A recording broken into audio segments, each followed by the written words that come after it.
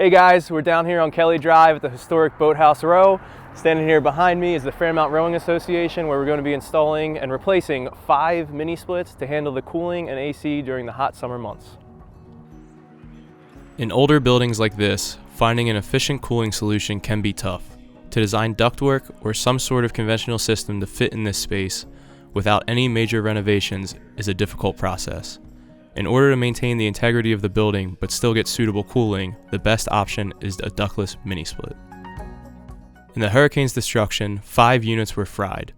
In replacing these units, we again went with 5 outdoor units. This time, however, we shifted them to the opposite side of the house and mounted them between 6 and 8 feet up on the wall. This way, if there's ever another storm this bad, they will be out of the floodplain and protected from damage. In doing that, we also shortened some of the line sets. The line sets are what connect the indoor air handlers to the outdoor condensers, allowing refrigerant to flow through and produce cool air in the rooms. This will allow the units to work more efficiently and alleviate the previous issues of rooms overheating, even though the new units are still sized correctly. John had explained the room sometimes still overheats a little bit, even though we're sized correctly with the load in the area. This is a challenging room. You can imagine it gets hot. It gets hot. Now the afternoon sun comes in here, and there's nobody here, and the place will get chilled down. Yeah. But then caterers show up, all the doors get open, and then 150 people march in. And the first thing they do is open the doors, go look at the river, and you might as well not have had air conditioning. So hopefully the reinvention here will get some better AC production, we'll keep the people in here a little bit cooler, and we won't get destroyed in a flood again. Here, we see one of the install techs running refrigerant lines from the indoor unit through the ceiling and into a small hole in the wall to connect to the outdoor unit. This small opening for the lines to connect to the outdoor units is about as intrusive as it will get compared to the major renovations associated with installing ductwork. He also makes sure to secure the line set for a neat and orderly appearance. Installing the line sets also includes insulating them to prevent condensation on the fittings. If you don't insulate everything, water can drip out and lead to mold. The last thing Fairmount Rowing Association would like is more unwanted water. Speaking of unwanted water, you can see our crew installing the outdoor units high on the wall here, as mentioned earlier. They start by mounting the bracket to hold the unit, then setting the unit onto the brackets.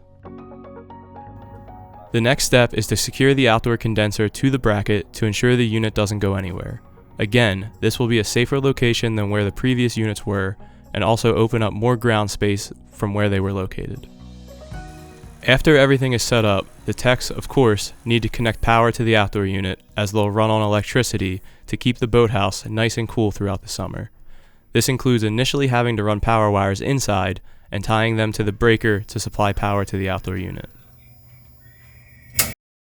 The other amazing thing about the cooling from these Mitsubishi units is the variable speed, inverter-driven compressors. Whereas other units waste power by turning on and off every time you need the AC, these systems steadily provide cool air to maintain precise cooling in each area. After connecting to power, they'll then test the system for leaks to ensure everything is working properly and that our customer gets to experience the benefits of this system. That brings us to the 5 indoor air handlers, where the association members and guests will feel that nice, conditioned air in the summer. Here we see one of 2 air handlers in the John Carlin room being mounted onto the wall. The electric must be connected to the indoor units too, which we can see being done for one of the air handlers in the bar area here.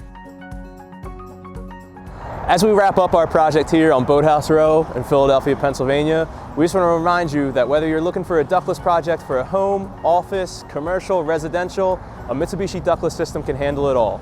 If you're interested in a project like this similar for yourself, please feel free to visit our website or give us a call. Thanks for tuning in to this episode of ECI's YouTube channel. If you liked what you saw, would like to follow up with this project or see our projects in the future, please click to like, subscribe, and follow our channel. See you soon.